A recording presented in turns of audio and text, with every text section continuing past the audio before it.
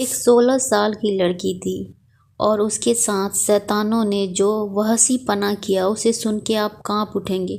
यह कहानी है उस नाबालिग लड़की की जो हमेशा खुशमिजाज रहती और बड़ी बेबाकी से अपनी बातें कहती थी। जापान के सातिया प्रीफेक्चर स्थित एक हाई स्कूल में पढ़ने वाली जुंको फुरुता की खूबसूरती ही उसकी जान की दुश्मन बन गई। स्कूल में पढ़ने वाला छात्र मियानो हिरोशी इस बच्ची को एक तरफा प्यार करता था और उसे किसी तरह पाना चाहता था। स्कूल में मियानो ने कई बार उस मासूम से दोस्ती करने की कोशिश भी करी थी, लेकिन उसने उसे मना कर दिया। मियानो स्कूल में अपनी हरकतों की वजह से काफ़ी बदनाम भी था। 25 नवंबर 1988 को इस मासूम बच्ची को 4 नाबालिग लड़कों ने अगवा कर लिया। बच्ची को अगवा करने वालों में मियानो हिरोशी भी शामिल था। मासूम को अगवा करने के बाद यह सब उसे टोक्यो स्थित एक घर पर लेकर गए।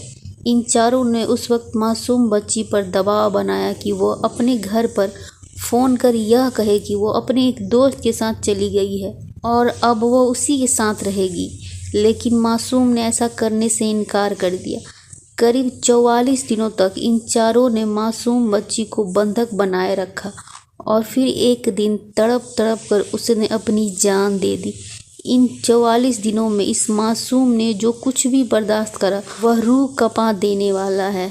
इस बच्ची को घर में ज़्यादातर निर्वस्त्र रखा जाता था। कहा जाता है कि करीब 100 लोगों ने इस बच्ची के साथ दुष्कर्म करा। इतना ही नहीं, एक दिन में 12 लोगों ने इस बच्ची के साथ रेप करा। कई लोगों ने इस मासूम बच्ची के शरीर पे पेशाब करा। दरिंदों ने इस बच्ची के प्राइवेट पार्ट में बोतल, लोहे की छड़ और ट्यूबलाइट तक डाल दिया। कहा जाता है कि उसे घर की छत से लटकाकर एक बॉक्सिंग बैग की तरह भी इस्तेमाल किया गया। उसे फ्रीजर में कई घंटों तक रखा जाता था।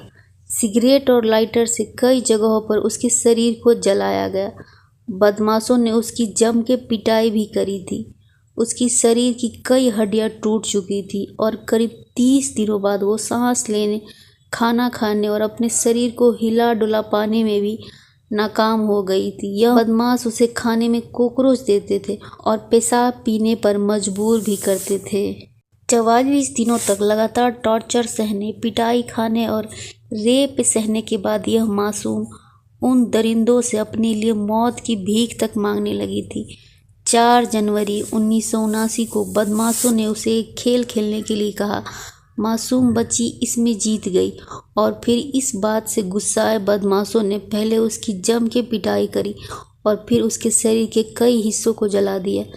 पहले से ही बुरी हालत में जी रही यह बच्ची उसी दिन हमेशा हमेशा के लिए दुनिया को अलविदा कह गई। हत्यारों ने इस बच्ची के शव को ड्रम में रखकर टोक्यो के कोटो में फेंक दिया। जब पुलिस ने इस मामले का खुलासा किया तब उस वक्त जापान में हर कोई इस केस की ही चर्चा कर रहा था। मामले के चारों आरोपी पकड़े गए थे। अदालत ने इस जघन्य कांड के मुख्य आरोपी को 20 साल की जेल सुनाई, जबकि अन्य 3 आरोपियों को 8 साल से कम की सजा हुई। अन्य आरोपियों ने जब अदालत में सजा कम करने की गुहार लगाई तो जज ने भी उनकी सजा और बढ़ा दी। कहा जाता है इस भयानक केस पर फिल्में भी बनी हैं और कुछ किताबें भी लिखी गई हैं।